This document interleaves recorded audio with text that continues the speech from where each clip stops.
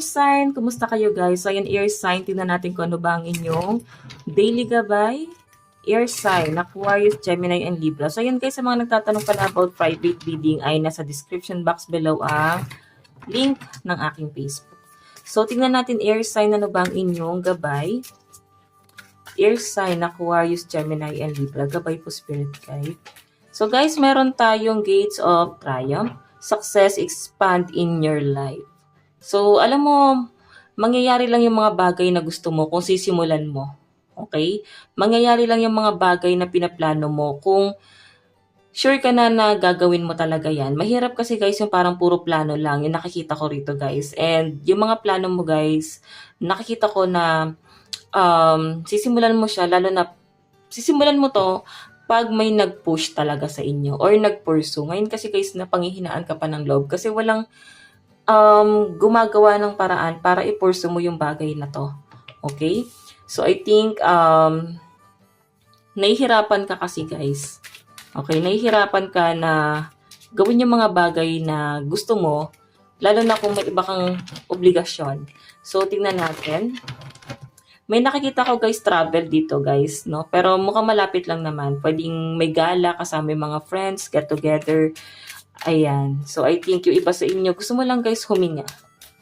Okay? So, tingnan natin, meron po tayong grace and gratitude. True gratitude, joy expand. So, yung iba sa inyo guys, parang sinasabi ng mga gabay nyo na maging grateful ka sa mga bagay na meron ka, no? I-appreciate mo siya, maliit na bagay or malaking bagay man yan. Parang magkakaroon guys ng expansion, lalo na sa inyong kaligayahan, sa happiness, kung sa maliit na bagay, na-appreciate mo na, no? Pwede kasi guys na yung iba sa inyo, mahirap na guys makuha yung, mahirap na kayo guys pasiyahin. Hirap na yung ibang tao na paligayahin kayo kasi pwedeng ganun nakataas ang expectation mo sa sarili mo. Okay? Or pwedeng parang normal na lang kasi sa inyo eh. Hindi mo rin naman guys kasalanan na maging normal yung ganung klase ng pag-iisip na meron ka, no? Okay, so, ayan, maging grateful ka, guys, eh. Pwede kasi, guys, na hindi ka na, guys, nagiging masaya. Hindi ka na basta-basta nagiging, parang hindi mo na, guys, basta-basta nasasatisfy yung sarili mo. Ayan yung tamang words, no? Kanina ko pa iniisip. Hindi mo na masatisfy yung sarili mo sa mga maliliit na bagay lang. Okay? So, iba sa inyo guys, ayan, mataas kasi ang ambition nyo guys. Ito yung gusto mo, makuha yung stability mo. Hindi guys, maliit lang yung pangarap ng iba sa inyo guys. Okay, sabi nga rito, reaching your destination. Your light is shining brightly. Makukuha mo yan guys kung pagsusumikapan mo. Kailangan mo lang ng tiyaga at oras, no? Kasi medyo matagal-tagal yung nakikita ko guys bago mo makuha ng tuluyan yung success mo. Lalo na kung wala ka pang ginagawa dito. Tapos, hindi, guys, trigger warning, hindi ko naman nilalahat, no? Yung iba sa inyo, guys, hindi nagiging grateful, no? Sa kung anong meron. Or pwedeng yung mga tao na sa paligid mo, pwedeng family mo, yung mga tinutulungan mo, hindi sila, guys, grateful sa mga tulong na ibinibigay mo. So, meron tayo, guys, staying focused, hold the course. Alam mo sa sarili mo kung ano yung goal mo sa buhay. And nakikita ko naman na focus ka ron. Ang problema lang guys, yun nga kagaya na sabi ko kanina, walang nagpo-pursue sa inyo na gawin yung gusto mo at nakikita mo na parang walang tumutulong sa inyo, nandun ka sa point na parang nag-iisa ka, no? Lalo na sa mga nag-a-apply ng trabaho. So nakikita ko guys, pwedeng nahihirapan kang matanggap sa trabaho kasi wala kang backer, walang power. So kailangan mo yan bawiin guys sa talino. Okay, talent. Kailangan mong i-work out yung talent mo. Okay? So, ayan, no? Kung gusto mo mag-grow, kailangan, parang kailangan, yung mga taong sasamahan mo, guys, is katulad mo mag-isip. Okay? Yung mga taong hahayaan ka mag-grow, tutulungan ka mag-grow. So, tignan pa natin. Your sign. So guys, meron tayong manifest. Ayan, yung iba sa inyo guys, i-manifest mo daw lahat ng mga hinihiling mo. Kasi possible na ibibigay sa inyo yan guys, no?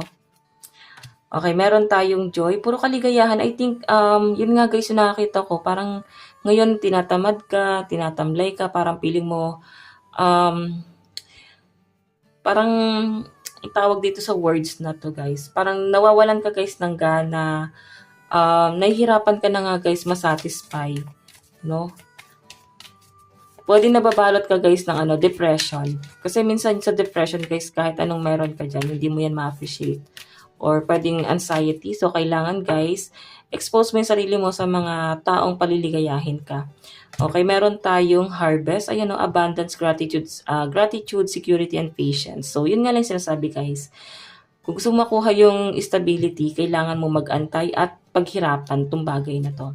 Meron tayong there's hold, perception, surrender, dissolve, and illusion. Huwag natin guys binabalot yung sarili natin sa isang illusion. Yung tipong puro lang pag-iisip, no?